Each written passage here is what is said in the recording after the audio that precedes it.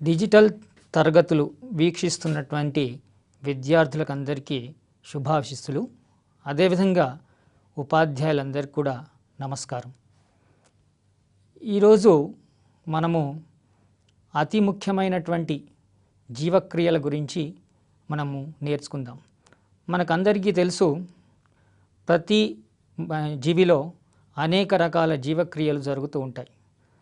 అందులో ప్రతి జీవక్రియలో చాలా ముఖ్యమైనటువంటి జీవక్రియ ఏమిటి అంటే కిరణజన్య సంయోగక్రియ.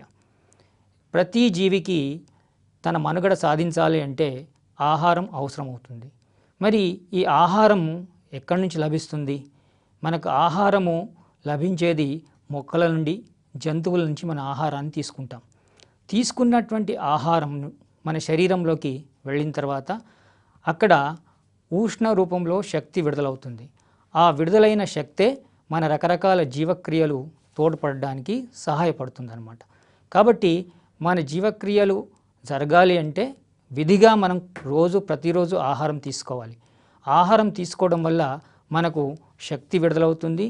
అంతేకాకుండా మానవ శరీరం యొక్క శరీర ఉష్ణోగ్రతను క్రమబద్ధీకరించుకొని జీవక్రియలు సజావుగా జరగాలంటే కూడా మనకు ఆహారం అవసరమవుతుంది.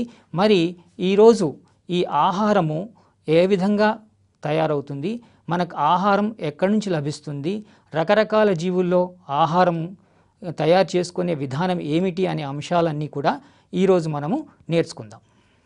కిరణజన్య సంయోగ క్రియ. వివిధ రకాల జీవులు రకరకాల పదార్థాలని ఆహారంగా తీసుకుంటుంటాయి. ఉదాహరణకి జింకను చూడండి. జింక గడ్డిని ఆహారంగా తీసుకుంటూ ఉంది.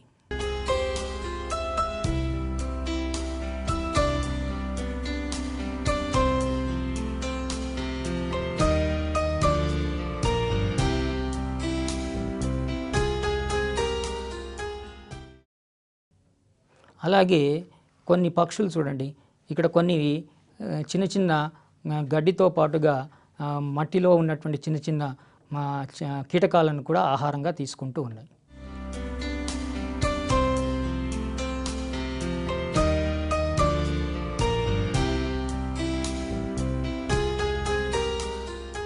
అదేవిధంగా జంతువులనే తింటున్నాయి. ఫర్ ఎగ్జాంపుల్ ఇక్కడ చూస్తే మాంసాహార జంతువులు మాంసానికి సంబంధించిన మాంస పదార్థాలను తీసుకుంటూ ఉంటాయి. అయితే ఈ విధంగా జీవులు ఆహారం తయారు చేసుకునే విధానాన్ని, తయారైన ఆహారాన్ని పొంది లేదా సేకరించే విధానాన్ని మనము పోషణ అని అంటాం. మొక్కలలో, జంతువుల్లో జరిగేటువంటి వివిధ రకాల పోషణ గురించి తెలుసుకుందాం. ఇక్కడ చూడండి, చాలా రకాల ఆకుపచ్చటి మొక్కలు సూర్యరశ్మి సహాయంతో ఆహారాన్ని తమంతట తాము తయారు చేసుకుంటున్నాయి. అదేవిధంగా ఇక్కడ శైవలాలు కూడా సూర్యరశ్మి సహాయంతో ఆకుపచ్చటి పదార్థాలు పత్రహరితం సమక్షంలో ఆహారాన్ని తయారు చేసుకుంటాయి. ఈ విధంగా ఆహారాన్ని తమంతట తాము తయారు చేసుకునే వాటిని స్వయం పోషకాలు అంటారు. ఉదాహరణకి ఆకుపచ్చటి మొక్కలు. ఇటువంటి తమంతట తాము ఆహారాన్ని తయారు చేసే పోషణని మనం స్వయం పోషణ అంటాం. ఇక్కడ కొన్ని జంతువులను చూడండి. కొన్ని జంతువులు మొక్కకు సంబంధించినటువంటి ఆహార పదార్థాలను తీసుకుంటున్నాయి. ఫర్ ఎగ్జాంపుల్ జింకను చూడండి. మొక్కకు సంబంధించిన గడ్డి కానీ, ఆకులు కానీ వాటిని తింటూ ఉంటాయి. అదేవిధంగా ఒంటె కూడా మొక్కకు సంబంధించిన పదార్థాలని తింటూ ఉంటుంది. అదేవిధంగా ఇక్కడ కూడా చూడండి, కొన్ని కీటకాలని, కొన్ని రకాల శైవలాలని తింటూ ఉంటుందన్నమాట. ఇక్కడ కూడా ఎలుకను చూడండి, రకరకాల ఆహార పదార్థాలను తింటుంది. ప్రకృతి లోపల కొన్ని రకాల జీవులు మొక్కలకు సంబంధించిన ఆహార పదార్థాలని తీసుకుంటాయి. కొన్ని రకాల జీవులు జంతువుకు సంబంధించిన ఆహార పదార్థాలు తీసుకుంటాయి. ఆహారం కోసం ఇతర జీవులపైన ఆధారపడే జీవులని మనము పరపోషకాలు అని అంటాం. ఇక్కడ ఉన్న జీవులను పరిశీలించండి. ఇక్కడ కొన్ని జీవులు ఆహారాన్ని కుళ్ళిపోయినటువంటి పదార్థాల నుంచి సేకరిస్తున్నాయి. ఈ విధంగా కుళ్ళిపోయినటువంటి పదార్థాల నుంచి సేకరించేటువంటి జీవులని మనం పూతికాహారులు అంటాం.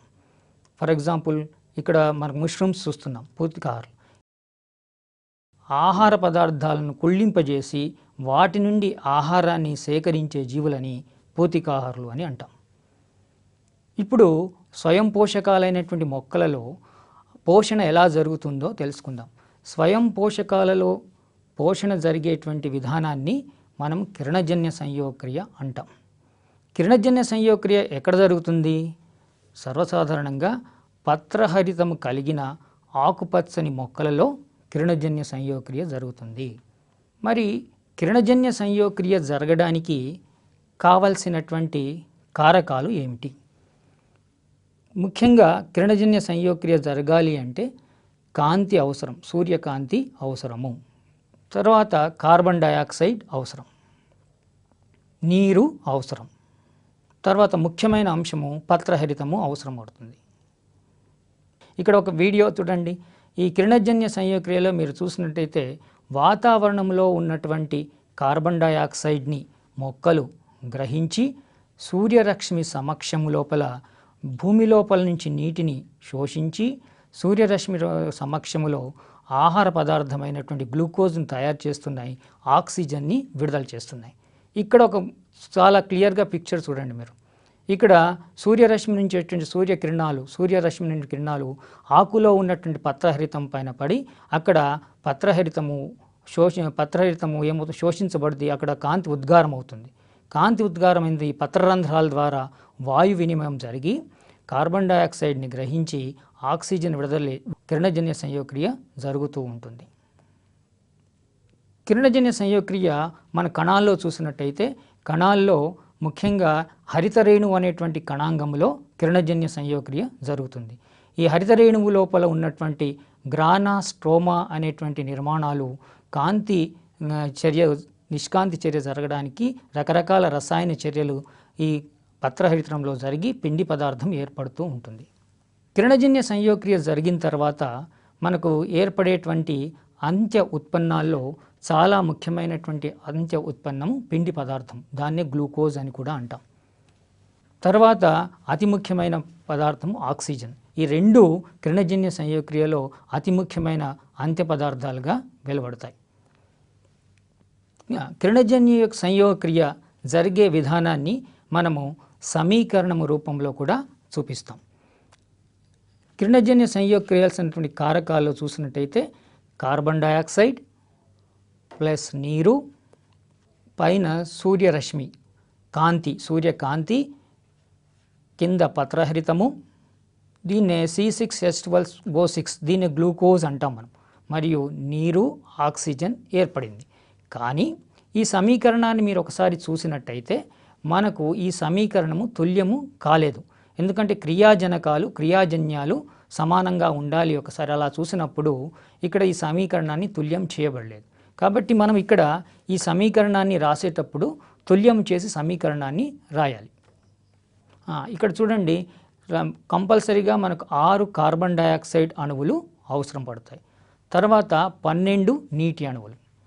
ఈ 12 నీటి అణువులు అయినప్పుడు మనకు C6H12O6 అనే గ్లూకోజు ఏర్పడి దాంతో పాటుగా 6 నీటి అణువులు 6 ఆక్సిజన్ అణువులు ఉంటుంది. ఇది తుల్యము చేయబడినటువంటి కిరణజన్య సంయోగక్రియ సమీకరణము.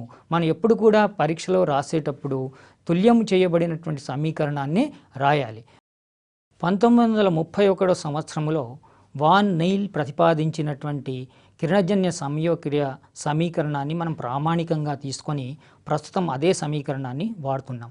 ఈ సమీకరణంలో గ్లూకోజు అంటే C6H12O6 ఏర్పడాలి అంటే మనము కార్బన్ డయాక్సైడ్ అణువులను నీటి అణువులను సమతుల్యం చేసి సమీకరణాన్ని తిరిగి రాయాల్సినటువంటి అవసరం ఉంది. ఈ శాస్త్రవేత్త రకరకాల ఇంతకుముందు ఈ ప్రయోగం చేసేటప్పుడు ఆయన పర్పుల్ కలర్ బ్యాక్టీరియా పైన ప్రయోగం చేశాడు. పర్పుల్ కలర్ బ్యాక్టీరియాలో అక్కడ నీటి అణువు బదులు H2S అణువును తీసుకున్నాడు. H2S అణువును హైడ్రోజన్ సల్ఫైడ్ అణువును తీసుకున్నప్పుడు ఆ చర్యలో ఆక్సిజన్ బదులుగా సల్ఫర్ వెలువడాన్ని గమనించాడనమాట. అయితే ఈ విధంగా కిరణజన్య సంయోగక్రియ సమీకరణాన్ని మనము రాసేటప్పుడు తుల్యం చేసిన సమీకరణాన్ని రాసి ఈ గ్లూకోజ్ ఏదైతే ఏర్పడుతుందో C6H12O6 ఈ గ్లూకోజే తర్వాత కిరణజన్య సంయోగక్రియలో భాగంగా ఈ గ్లూకోజే తిరిగి పిండి పదార్థంగా స్టార్చ్గా ప్రోటీన్స్గా, లిపిడ్స్గా మారేటువంటి అవకాశం ఉంది. ఈ తయారైనటువంటి ఆహార పదార్థం పిండి పదార్థం రూపంలో మొక్కలలో నిల్వ చేయబడి ఉంటుంది. కిరణజన్య సంయోగక్రియలో ఏర్పడినటువంటి గ్లూకోజ్ తర్వాత పిండి పదార్థంగా మారి ఈ పిండి పదార్థమే ప్రోటీన్స్, లిపిడ్లో మారి మొక్కల్లోని ఆకులలో కానీ వివిధ భాగాల్లో నిల్వ చేయబడి ఉంటుంది. ఆకుపచ్చని మొక్కలు సూర్యకాంతిని శోషించుకొని సరళ అకర్బన పదార్థాలైన కార్బన్ డయాక్సైడ్, నీరును సంక్లిష్ట కర్బన పదార్థాలైన గ్లూకోజ్గా మారుస్తాయి. ఈ ప్రక్రియలో ఆక్సిజన్ వెలువడుతుంది. దీనినే కిరణజన్య సంయోగక్రియ అంటారు. కిరణజన్య సంయోగక్రియ యొక్క ఆవశ్యకత. కిరణజన్య సంయోగక్రియ జీవకోటికి అత్యంత ముఖ్యమైన జీవక్రియ. ఎందుకంటే జీవి మనుగడకు అవసరమయ్యే ఆహార పదార్థాలు మరియు ఆక్సిజన్ ఈ రెండు కూడా ఈ జీవక్రియ ద్వారానే వెలువడుతుంది. కాబట్టి అన్ని జీవక్రియల కల్లా కిరణజన్య సంయోగక్రియని అత్యంత ముఖ్యమైన జీవక్రియగా భావిస్తాం. కిరణజన్య సంయోగక్రియ ఆకులలో పిండి పదార్థం కలదని నిరూపించే ప్రయోగ కృత్యాన్ని నిర్వహిస్తాం. ఈ ప్రయోగం నిర్వహించడానికి మనం కొన్ని పరికరాలు అవసరం పడతాయి. ఆ పరికరాలు ఏంటో చూద్దాం. ఈ ప్రయోగం నిర్వహించడానికి అయోడిన్ ద్రావణం అవసరం. అయోడిన్ దొరకనప్పుడు బెటడిన్ ద్రావణాన్ని కూడా వాడదాం. పరీక్షణాళిక అవసరం. బీకర్లో నీళ్లు, తర్వాత మిథైలేటెడ్ సర్జికల్ స్పిరిట్, తర్వాత మనకు నీళ్లలో మనము పల్చటి ఆకుని తీసుకుంటాం. తర్వాత వేడి చేయడానికి మనము స్టవ్ని కానీ లేదా బున్సెన్ బర్నర్ని కూడా వాడవచ్చు. ప్రయోగ విధానం. ఈ ప్రయోగం చేసేటప్పుడు మనము ఫస్ట్ మిథైలేటెడ్ స్పిరిట్ని పరీక్షణాళికలోకి తీసుకోవాలి. దాంట్లో మనము పల్చటి ఆకు ఏదైతే తెంచామో మొక్క నుంచి తెంచినటువంటి పల్చటి ఆకుపచ్చటి ఆకును ఆ మిథైలేటెడ్ స్పిరిట్లో వేసి, ఇక్కడ మనము పుస్తకంలో ఇచ్చినటువంటి ప్రయోగ విధానాన్ని చూపించాం. తీసుకున్నటువంటి పరీక్షణాళికని బున్సెన్ బర్నర్ కానీ లేదా స్టవ్ పైన గిన్నెలో నీళ్లు తీసుకొని దాంట్లో ఈ పరీక్షణాళికలను ఉంచి వేడి చేయాలి.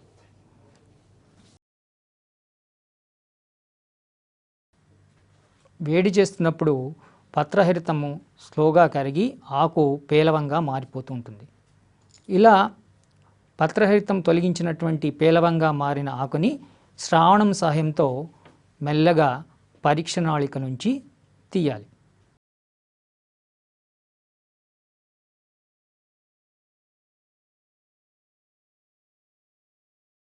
తీసినటువంటి ఆకుని మనము పెట్రీ డిష్లో కానీ లేదా వాచ్ గ్లాస్లో వెడల్పుగా విప్పారినట్టుగా పెట్టాలి.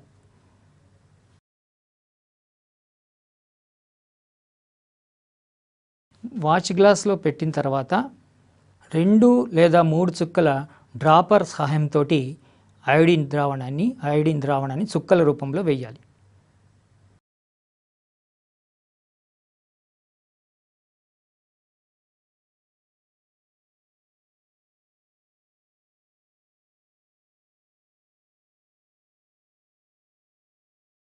ఈ విధంగా ఆకు నీలి నలుపు రంగులో మారడం చూస్తారు.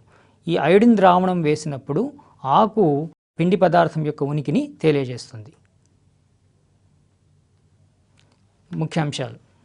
జీవులు ఆహారం తయారు చేసే లేదా పొందే విధానాన్ని పోషణ అంటారు. తమంతట తాము ఆహారాన్ని తయారు చేసుకునే వాటిని స్వయం పోషకాలు అంటారు. ఉదాహరణకి ఆకుపచ్చటి మొక్కలు. ఆహారం కోసం ఇతర జీవులపై ఆధారపడడాన్ని పరపోషణ అంటారు. ఆకుపచ్చని మొక్కలలో పత్రహరితము కాంతి శక్తిని గ్రహించి సరళ అకర్బన పదార్థాలని సంక్లిష్ట కర్బన పదార్థాలుగా మార్చే విధానాన్ని కిరణజన్య సంయోగక్రియ అంటారు. కిరణజన్య సంయోగక్రియకు కావలసిన ముఖ్యమైన కారకాలు కార్బన్ డయాక్సైడ్, నీరు, సూర్యరశ్మి లేదా సూర్యకాంతి, పత్రహరితం. కిరణజన్య సంయోగక్రియలో పిండి పదార్థము, ఆక్సిజన్ అంత్య ఉత్పన్నాలుగా ఏర్పడతాయి. సమస్త జీవులకు ఆధారం కిరణజన్య సంయోగక్రియ. ఎందుకంటే కిరణజన్య సంయోగక్రియ ద్వారా మనకు కావలసిన ఆహార పదార్థాలు మరియు ఆక్సిజన్ లభిస్తుంది. ఆహారం పొందే విధానాన్ని మనం పోషణ అంటాం. కిరణజన్య సంయోగక్రియ ద్వారా మనకు ప్రతి జీవరాశికి కావలసినటువంటి ఆహార పదార్థము మరియు ఆక్సిజన్ లభ్యమవుతుంది కాబట్టి కిరణజన్య సంయోగక్రియని అత్యంత ముఖ్యమైన జీవక్రియగా భావిస్తాం. కిరణజన్య సంయోగక్రియ జరగాలంటే విధిగా మనకు కార్బన్ డయాక్సైడ్, సూర్యరశ్మి, పత్రహరితము అవసరము పడుతూ ఉంటుంది. మరి ఈ కిరణజన్య సంయోగక్రియ ద్వారా తయారైనటువంటి ఆహార పదార్థాలన్నీ కూడా పిండి పదార్థాల రూపంలో నిల్వ చేయబడి ఉంటాయి. మరి ఆకులలో ఉన్న పిండి పదార్థాన్ని ఉనికిని తెలియజేసుకోవాలంటే మనం తరగతి గదిలో అయోడిన్ పరీక్ష నిర్వహించడం వల్ల ప్రతి ఆకులలో ఉన్నటువంటి పిండి పదార్థాన్ని నిర్ధారించవచ్చు. ఆకులలో నిల్వ ఉన్నటువంటి పిండి పదార్థాల నిర్ధారణకి మనం అయోడిన్ పరీక్ష చేస్తాము. ఇప్పుడు పాఠం విన్నారు కదా, మరి మీరందరూ కూడా గ్రూప్లో కూర్చొని ఈ క్రింది ప్రశ్నలను చర్చించండి. కిరణజన్య సంయోగక్రియను ఎందుకు ముఖ్యమైన జీవక్రియగా భావిస్తారు? వివిధ రంగులలో ఉండే మొక్కలలో కిరణజన్య సంయోగక్రియ నిర్వహించబడుతుందా? ఎందుకు? పిండి పదార్థ నిర్ధారణ పరీక్షలో మీథైలేటెడ్ స్పిరిట్ని ఎందుకు వాడతాం? ధన్యవాదాలు.